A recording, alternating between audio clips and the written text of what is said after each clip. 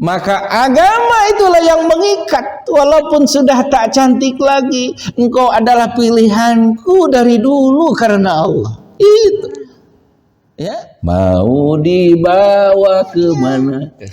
Tidak sebulan pol harus ngono, enggak. La taqrabu hatta yathurna.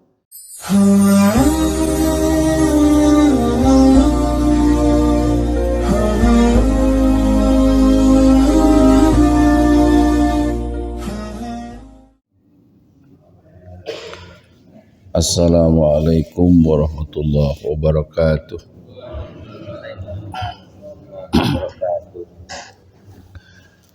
Alhamdulillahirabbil alamin wassalatu wassalamu ala asyrafil mursalin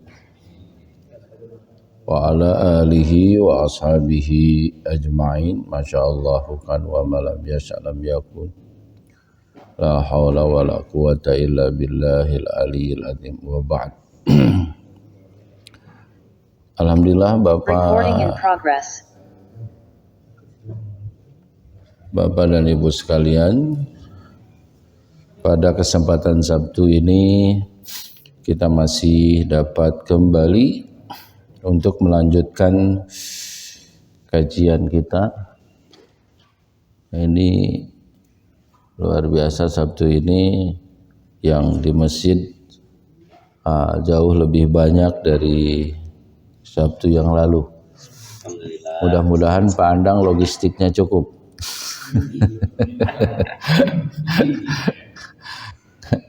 Karena saya satu sisi senang masih ada yang daring gitu, tapi di sisi yang lain juga khawatir membludak ya terkait untuk sarapannya nggak cukup. Ya kita syukuri. Kita syukuri dua-duanya insya Allah. Okay. Baik, pada subuh ini kita lanjutkan kajian kita surat Al-Baqarah ayat 221 sampai 222 ya. 221 ya. Nah ini ya sudah terbuka Pak Dokter? Sudah. Oke.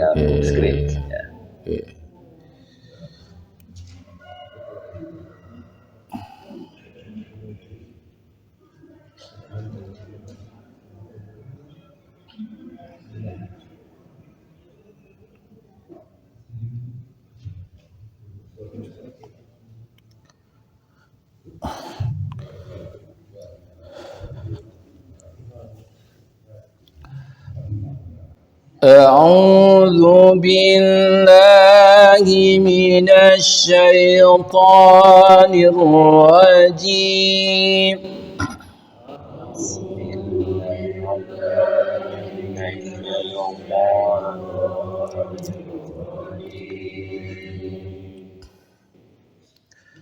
Bismillahirrahmanirrahim.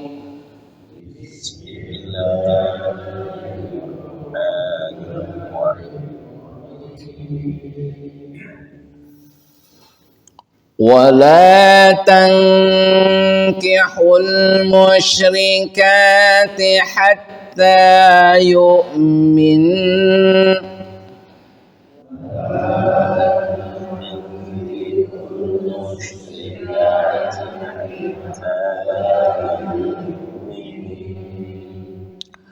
وَلَأَمَةٌ مُؤْمِنَةٌ خَيْرٌ مِّن مُّشْرِكَةٍ وَلَوْ أَعْجَبَتْكُمْ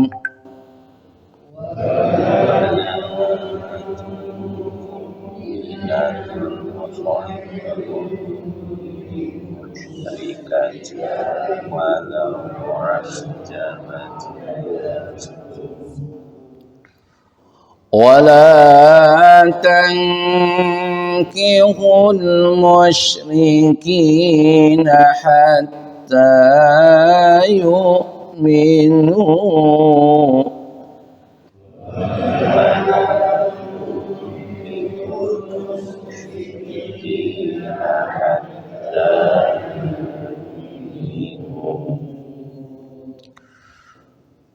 wala abdun mu'minun khairun min musyrikin walau a'jabakum.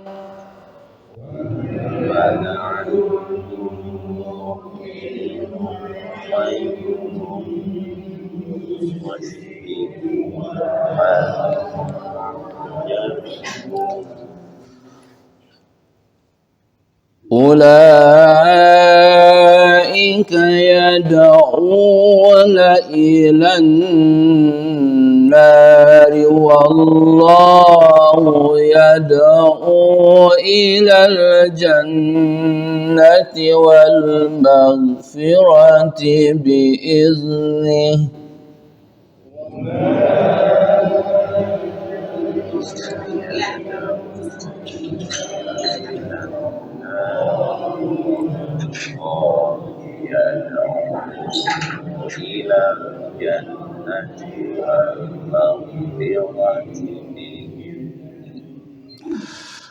Wa yubayyinu ayati linnasi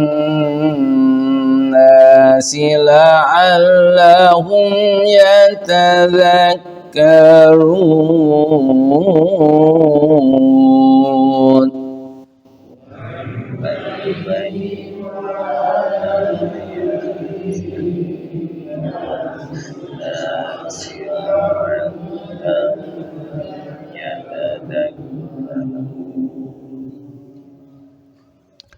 Wa yas'alunaka 'anil mahid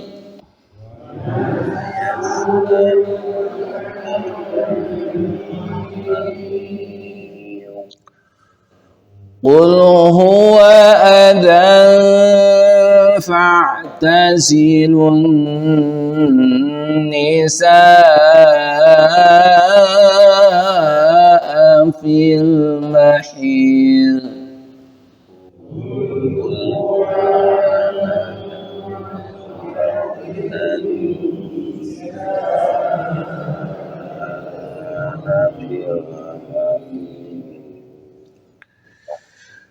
ولا تقربوهن حتى يطهرن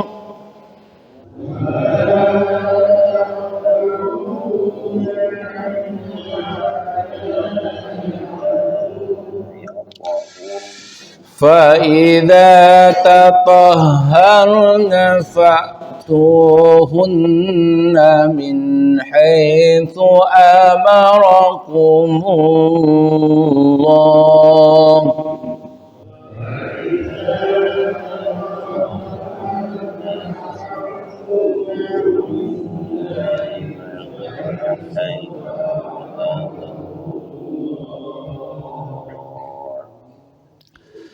Innallaha yuhibbut tawwabin wa yuhibbul mutatahhirin.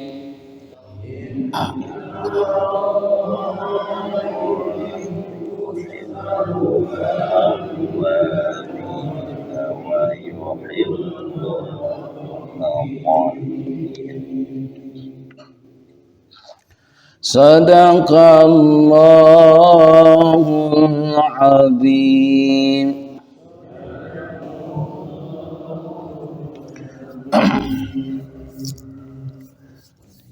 Sadaqallahul azim wa biqaulihi yahtadil muhtadun.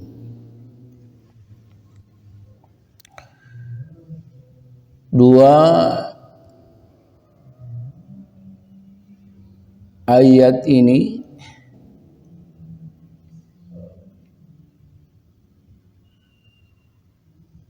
ayat ke-221 temanya larangan menikah beda agama.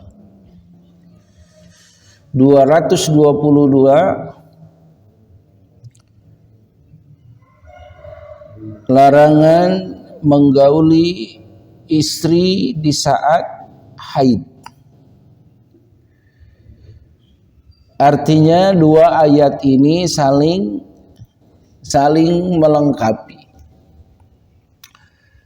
Baik, kita sampaikan dulu terjemah lafziahnya. Wala tankihul musyrikati hatta yu'min. Ya, jadi kalau nun tasjid ketika wakaf itu kita tahan dulu sepanjang satu alif dua harakat. Yu'min, ya. Dan janganlah kamu menikahi wanita-wanita musyrik. Wala amatum mu'minatun khairum min musyrikatin walau a'jabatkum.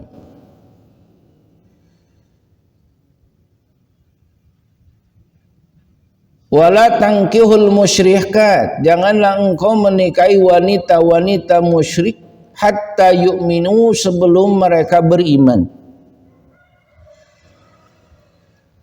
Wala amatum mu'minatun khairum min musyrikatin, sesungguhnya wanita budak yang mukmin itu lebih baik dari wanita musyrik.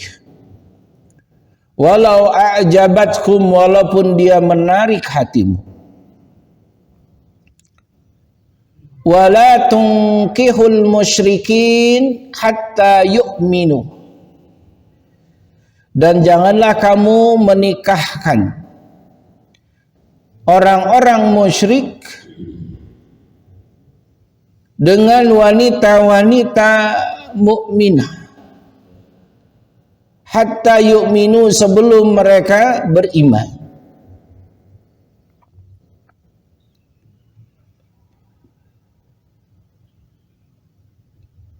Ulaika yad'una ilan nar, sesungguhnya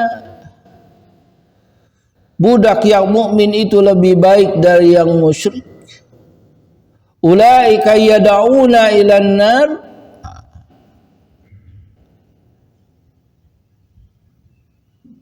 mereka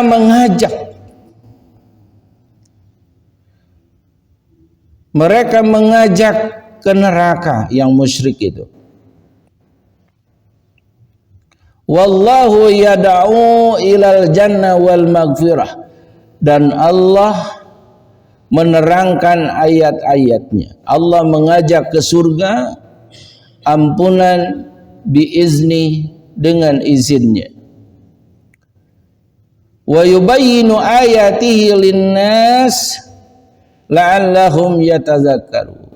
Allah menjelaskan ayat-ayatnya pada manusia supaya mereka mengambil pelajaran, supaya mereka senantiasa ingat kepada Allah, yatadzakkarun, supaya mereka sadar. Ayat ini diawali dengan wala tankihu, diawali dengan wala tankihul musyrikat.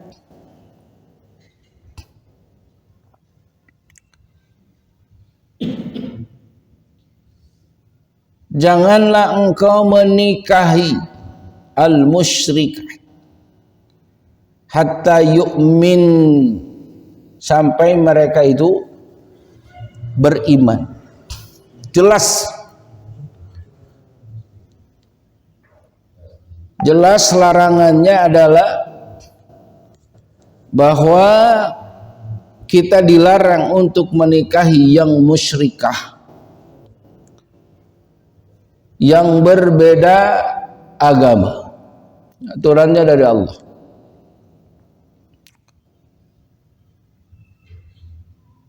Sebelum masuk kepada itu, kita bersyukur bahwa Islam hadir memberikan solusi. Karena pada zaman pra-Islam pada zaman pra-Islam atau sebelum Islam hadir, itu tradisi-tradisi jahiliyah itu mengerikan. Yang pertama ada dikenal dengan tradisi istibdal atau istibla, ya, yaitu seorang suami meminta kepada istrinya untuk berhubungan dengan laki-laki lain yang memiliki karisma, memiliki kecerdasan, memiliki ketangkasan, ketenaran, sehingga dapat keturunan seperti yang diinginkannya. Itu istibdal. Kemudian yang kedua, tradisi mereka yang mengakar itu adalah sebaliknya.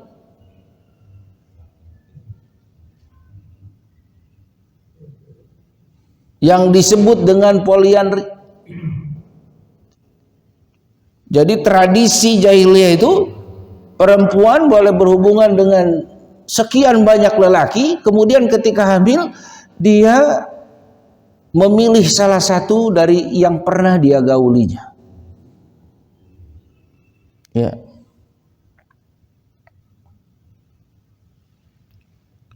Tradisi lama mereka juga ada yang disebut dengan badal.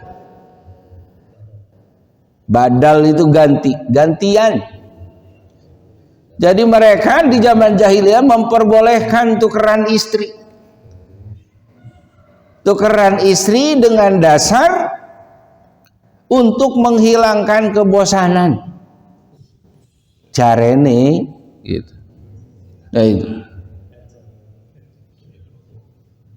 Kemudian tradisi parah mereka ada yang disebut dengan maqtu'. Ada tradisi maktu. Maktu itu dari kata koto'a, putus. Maktu terputus. Jadi ketika sang ibu terputus dari suaminya karena wafat, maka anak lelakinya boleh menikahi ibunya. Parah. Dengan isyarat melemparkan kain ke ibunya, bukan dengan bahasa. Ya, melemparkan kain ke ibunya itu menunjukkan bahwa sang anak ini siap melanjutkan profesi ayahnya. Nah, ini. Ya. Dan masih banyak lagi. Maka bersyukur Rasulullah mengajarkan al-Islam ini yang mengatur tentang nikah. Karena dengan nikah ini status jelas. Jelas di Amerika sana banyak tulisannya besar, who is your dad? Siapa bapamu? Kenapa demikian? Karena banyak anak-anak yang tidak tahu siapa ayah biologisnya. Ya. Lanjut, itu potret pra-Islam yang bukan mustahil hari ini jahiliyah modern seperti ini ya di luar sana bisa jadi terjadi. Ya. Allah mengawali ayat ini dengan kata tangkihu, nikah. Janganlah kamu menikah. Nah ini jangan dipahami sepotong. Kalau dipahami sepotong, janganlah kamu menikah. Sudah, jomblo nanti. Yang tidak dibolehkan adalah al-musyrikah. Yang berbeda akidah. La tangkihu. Kata nikah itu sendiri adalah menyatukan. Nikah itu menyatukan. Apanya yang disatukan, Pak Asem? Semuanya, Pak. Betul. Semuanya, bukan hanya fisik. Bukan hanya fisik dan pesak, bukan semuanya. Ketika berbicara nikah kan biasanya identiknya dengan, padahal itu yang harus bersatu, fisiknya bersatu, pikirannya bersatu, akidahnya bersatu. Nah, itu. Tradisinya bersatu, kebiasaannya bersatu. Dan yang bersatunya itu mau nggak mau bukan hanya berdua, dua gerbong kok. Gerbong keluarga mempelai pria, gerbong kedua mempelai wanita. Itu dengan nikah, suka tidak suka harus disatukan. Ya. Maka faktornya adalah mencari titik-titik persamaan. Nah, itu. Mencari titik-titik persamaan.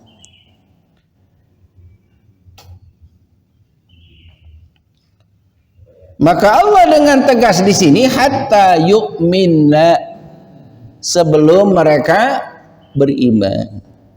Artinya boleh kau nikah itu ketika sudah satu akidah, ya.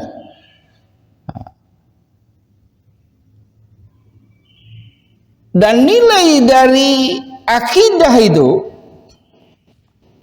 wala amatum mu'minatun khairum min musyrikatin walau a'jabatkum. Budak mukminah,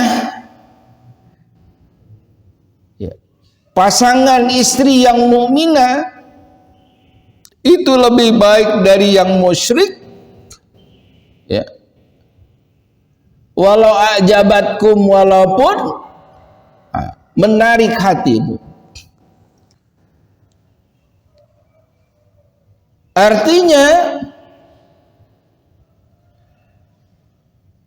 ketika kita mencarikan pasangan, ini faktor keimanan ini menjadi pertimbangan utama. Sehingga Allah menyebutkan, andaikan seorang budak yang mukminah yang kau dapatkan itu lebih baik daripada yang musyrik, walau a'jabatkum, dan dia menarik hatimu, dia cantik, dia kaya, dia tenar, dia punya status sosial yang jauh lebih baik. Sementara kita temukan misalnya pasangan untuk putra ini wong deso misalnya, kan itu ada tradisi yang berbeda, ada tradisi yang berbeda, ada kebiasaan yang berbeda. Tetapi kata Allah, wong deso tadi walaupun dia status sosialnya katakan di bawah, tetapi itu lebih baik dari seorang musyrik yang cantik jelita ataupun juga kaya raya. Maka sabda Rasulullah sallallahu alaihi wasallam, tunkahul mar'ah li arba, li jamaliha, untuk cantiknya, wali nasabiha, karena keturunannya, ya. Siapa lagi? Cantik, keturunan, lima liha, ya, jamal, mal, kecantikan, harta, keturunan. Yang keempat, lidiniha, agama. Kata Rasul, fadfar bitatid taribat yadak, ya, fadfar bitatid taribat yadak. Ini bagaimana faktor keimanan menjadi penentu. Ada yang mengatakan, enggak, saya santai-santai saja kok Ustaz, saya muslim, istri saya Kristen, tiap minggu dia ke gereja.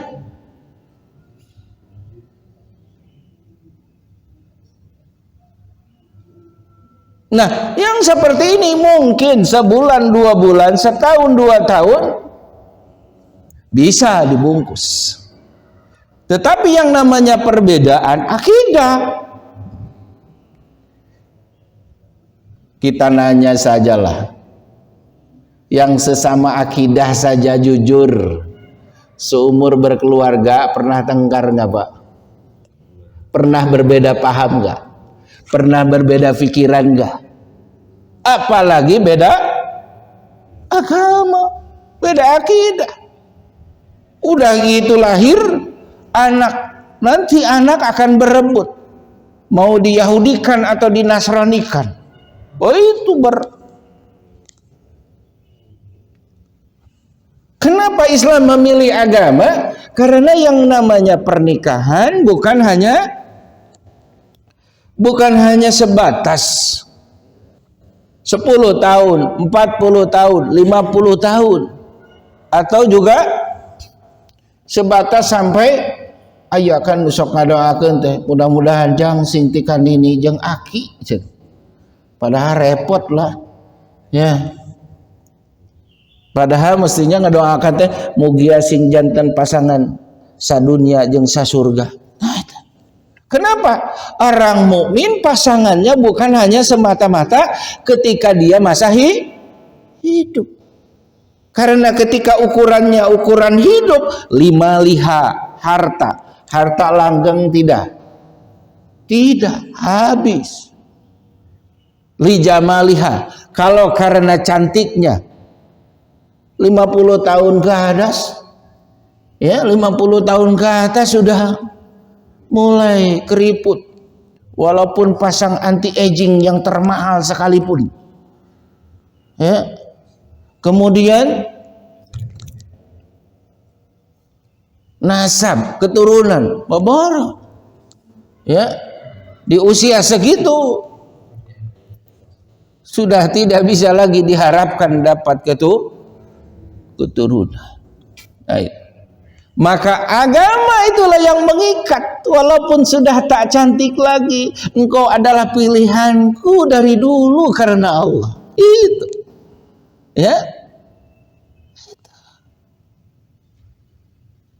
Karena dasarnya agama, fungsi agama adalah memberikan arah. Nah itu. Sok. Misalnya Pak Andang punya Alphard baru, Pak. Alphard baru, Alphard terbaru dengan harga yang wah. Tapi ketika saya tanya Pak Andang pada kemana? Duka, bingung dicana kapal lintang nanyak, ke Pangandaran sing boros teuing gitu. Ini mah contoh, ya. Artinya ada orang yang sama-sama bareng, dia beda akidah, tetapi tanpa akidah itu dia tidak punya visi misi, gitu. Sama pasangannya cantik, ganteng, tapi tanpa agama tidak ada arah. Mau dibawa ke mana? Gitu. Nggak tahu syair siapa itu pokoknya. Nah itu, ya. Nah itu. Jadi dengan adanya seakidah ini supaya ada rute yang jelas. Kita ini minad dunya ilal akhirah, dari dunia menuju akhir. Dan pasangan di dunia, kata Rasul, almar'u liman ahab. Pasangan ketika di dunia itu dia akan disatukan dengan yang dicintainya. Maka penting ketika menikah itu penting melihat dari sisi agamanya. Walau a'jabatkum. Jadi wala tangkihu itu menikah. Uniknya Allah lanjutkan wala tungkihu, ya. Ada tangkihu, ada tungkihu. Kalau tadi tangkihu menikahi, ya, janganlah kamu menikahi yang musyrik. Kalau yang kedua wala tungkihu, janganlah engkau menikahkan. Nah, ya, Janganlah engkau menikahkan yang musyrik. Tadi kalau tadi tangkihu, janganlah kamu menikah. Itu kamunya siapa? Kaum laki-laki, karena laki-laki itu pemburu, perempuan itu yang diburu. Dan laki-laki ketika memburu kemudian sampai dapat buruannya, itu tidak diperlukan wali. Sementara di sini wala tungkihu, janganlah engkau menikahkan sopo putrimu loh. Nah itu, janganlah engkau menikahkan. Kenapa? Karena tadi pada posisi perempuan itu adalah yang diburu. Jangan sampai tertipu dengan penampilan, dengan casingnya, ya. Karena sifat perempuan itu begitu halus, maka banyak sekali digombali sedikit, kelepek-kelepek. Nah itu biasanya seperti lihat bungkus permen sungkus, itu menarik sekali. Kopiko, padahal bagi yang punya diabetes itu sangat berbahaya mengkonsumsi. Tapi karena casingnya bagus pak, tampan pak. Nah, maka karena halusnya begitu, dia labil, mudah mudah tergoda, mudah terpedaya. Maka di sini kalau yang namanya perempuan itu butuh wali. Sehingga fungsi wali itulah yang memberikan pertimbangan. Dek, hati-hati nih dek. Kita harus perhatikan bibit, bobot, bebek, harus perhatikan. Jangan cuma lihat zahirnya. Nah ini. Maka di sini Allah menyebutkan wala tungkihu itu supaya kita berhati-hati menikahkan putri kita. Hatta yumin, apalagi kalau sampai menikahnya itu amit-amit dengan yang musyrik, sampai mereka iman. Maka syaratnya di dalam Islam, saya kurang lebih ada 10 itu mu'alaf dari Prancis, dari Jepang, ya, dari Jerman, itu rata-rata masuk Islam karena mau menikah. Karena memang syaratnya di dalam Islam begitu. Supaya jelas nasabnya, ya monggo. Nah itu, hatta yu'minu, mereka ya iman dulu, mereka ikrar dulu, baru saya berani nikahkan. Ya, baik itu melalui hakim maupun dengan cara tahkim.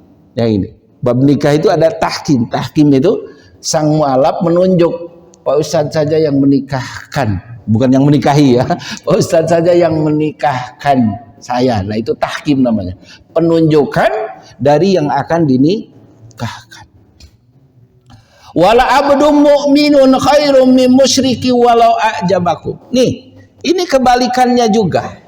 Ya, calon menantu yang baik itu walaupun dia dari strata sosial yang lemah tetapi memiliki kualitas iman yang baik, khairum min musyriki walau a'jabakum. Itu lebih baik dari yang musyrik walaupun dia mobilnya Mercy, walaupun dia direktur perusahaan dan lain sebagainya, tetapi ketika lihat ada pemuda baik, dia sering ke masjid, salat subuhnya tidak pernah ketinggalan, itu khairum min musyrikin walau a'jabakum, kata Allah. Itu lebih baik dari yang musyrik, ya, mukmin itu.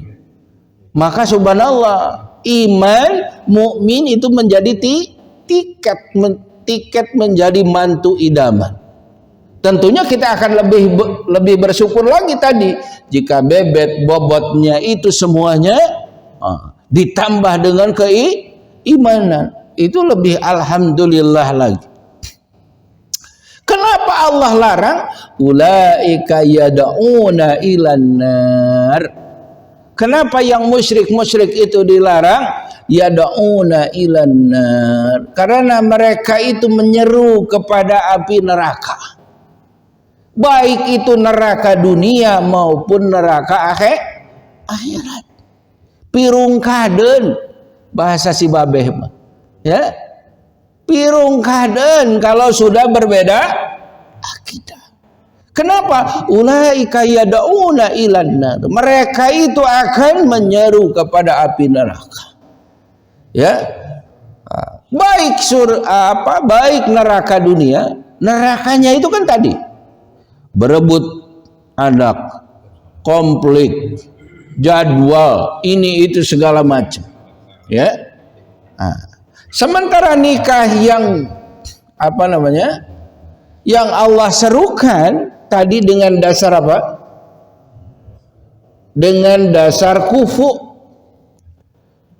Dengan dasar kufu itu kafaah, dapat dasar kesetaraan, ya, dari sisi ekonominya ya setara, dari sisi kecantikannya juga ya, jauh-jauh teuing lah jeung si Neng ya, misalnya gitu, ya, dari sisi agamanya kelihatan, oh ini sering lihat sama-sama di masjid misalnya. Nah itu. Wallahu yad'u ilal jannah. Sementara dengan pernikahan tadi, dengan dasar-dasarnya sekufu tadi, yad'u ilal jannah, itu menyeru kepada surga, wal maghfirah, dan ampunan, biiznihi, ya, biiznihi, dengan izin Allah, ya, wa yubayyinu ayatihi, dan Allah menjelaskan ayat-ayat tadi, Allah menjelaskan larangan-larangan tadi, la'allahum yatadzakkarun, supaya mereka sadar, supaya mereka waspada, jangan asal memasangkan, jangan asal menikahi. Nah, ya. Yang kedua, ayat 222, ini tertulis 22, aduh, mungkin sudah ngantuk. Ya, larangan hubungan saat haid. Nah, ketika ayat ini turun dulu, orang Yahudi itu ketika tahu istrinya halangan itu pada pergi dari rumah, pergi dan menganggap istrinya itu najis. Ada juga di antara mereka yang tetap aja menggauli istrinya, suka tidak suka digauli. Kemudian kasus ini ditanyakan ke Rasulullah Sallallahu Alaihi Wasallam. Wa yas'alunaka 'anil mahid, ya, wa yas'alunaka 'anil mahid, mereka bertanya tentang haid. Ya, kul, katakan olehmu Muhammad, huwa adzan fa'tazilun nisaa fil mahid, katakanlah haid itu adalah suatu kotoran, suatu penyakit yang menjadi penghalang. Fa'tazilun nisa, oleh sebab itu hendaklah kamu menjauhkan diri dari wanita di waktu haid. Menjauhkan diri bukan jadi pergi ke gunung, pergi ke pantai, pergi ke puncak, bukan itu maksudnya. Menjauhkan diri itu agar tidak dekat-dekat, akhirnya berhubungan, ya. Bukan malah buka RI 2, RI 3 sampai 4, bukan, ya. Wala takrabuhun. Nah, ini, ya. Jadi Islam sangat memuliakan, sangat memuliakan, sangat memuliakan, ya. Wala takrabuhunna hatta yadkhurna, ya. Nah, sebelum ayat ini, tadi kan bab nikah, ya, ini bab haid, artinya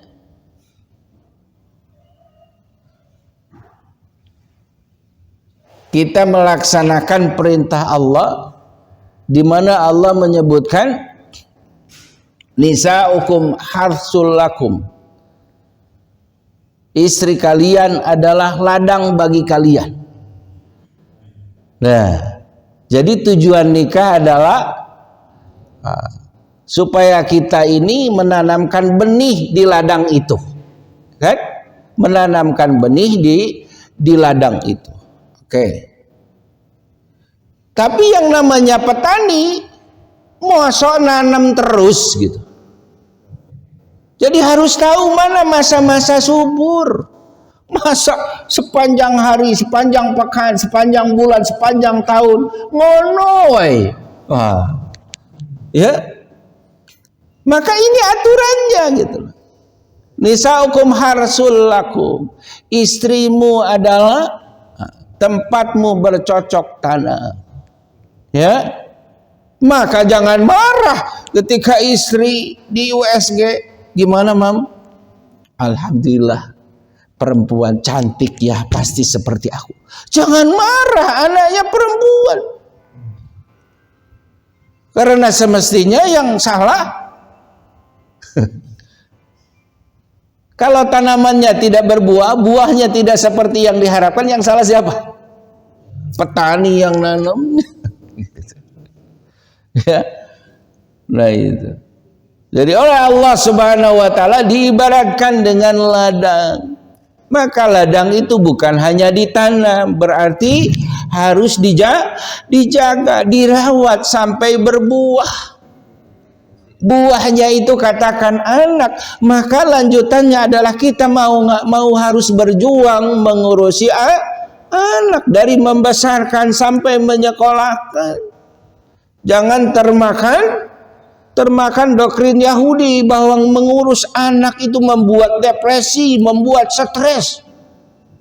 Maka kalau kamu ingin rileks, lebih baik ngurus dogi, ngurus gogog, ya. Maka di luar negeri sana sebagai refreshing itu nuntun gogog kuriling gitu. Padang seneng pagi antar cucu, pulang jemput cucu, itu jauh lebih mulia ketimbang nuntun gogog. Itu betul Pak? Betul. Di Yahudi itu ditanamkan bahwa punya anak, punya cucu itu beban, bukan jadi peluang ibadah. Sehingga muncul ide mereka dengan konsep pre-chill, rumah bebas anak. Lucunya di Hong Kong sana ada 2 pasangan yang memeriksakan bayinya. Sang dokter godeg-godeg karena apa? Karena anak itu nggak sakit kok. Justru ya sudahlah, Bu, ini nggak sakit, silakan bawa pulang. Ternyata apa? Wong itu boneka kok. Yang sakit justru pasangannya ini. Karena pasangan saja sejenis. Aduh.